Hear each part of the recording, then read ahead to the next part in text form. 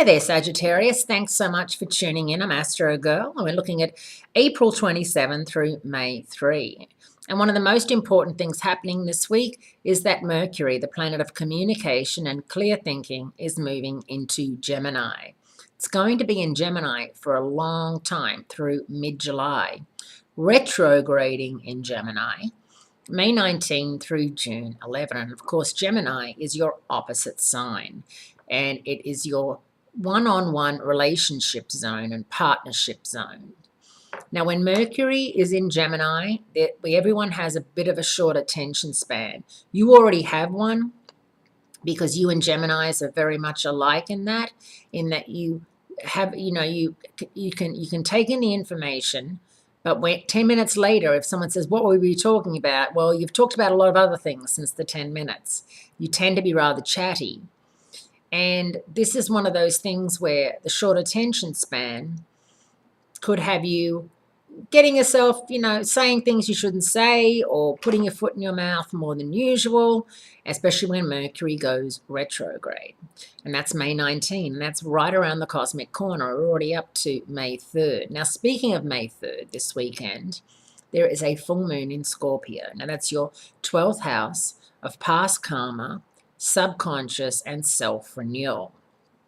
So you may feel as if you're living a bit of a Groundhog's Day, that you can't seem to get away from your past. Maybe you run into people you went to high school with or uni with. Maybe you run into an ex or two or three, and it's all horrendous, because they've caught you out there in your Uggs and, daggy old tracky pants, and you're not looking good. And if they'd caught you anywhere, you wanted to be dressed to the nines, full hair, full makeup, looking fabulous, and on the arm of some gorgeous creature. And, you're probably on the arm of your cute dog, not exactly what you had in mind. Mercury in Gemini means that there will be a lot of discussion between you and your friends. People will be asking you for your opinion about things more than usual. It's up to you to be honest, which is what you do well, and it's up to you to really make sure that you're not being thrown under the bus anywhere along the line, that what you suggest isn't going to come back on you. For example, if someone says to you, I'm having an issue with Susie, and you say, oh, I've had an issue with Susie, and she's a bit, exaggerates, or she's a bit sensitive, or, or something, and then they go back to Susie.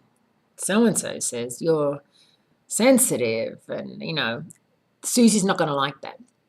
So really make sure that you are offering advice that can really not be put on you as being in any shape or form personal or destructive or nasty, because that is how, things get out of control. And one part of this full moon is that it is getting into a square with Jupiter, your ruler, which is the biggest planet in the zodiac. So there is a hint of overreaction happening with this full moon on Sunday. Overreaction, meaning that people overreact to something, and, it can go either way. It can either be fun or it can be horrible when people overreact, because it can mean that they think their whole world's coming crashing down on them. And guess who's to blame? The chatters, which is Geminis and Sagittarians. So really, think before you speak. Don't get thrown under the bus and then backed up and run over again. If you've got nothing nice to say about somebody, zipit.com. Have a great week, and thanks for the call.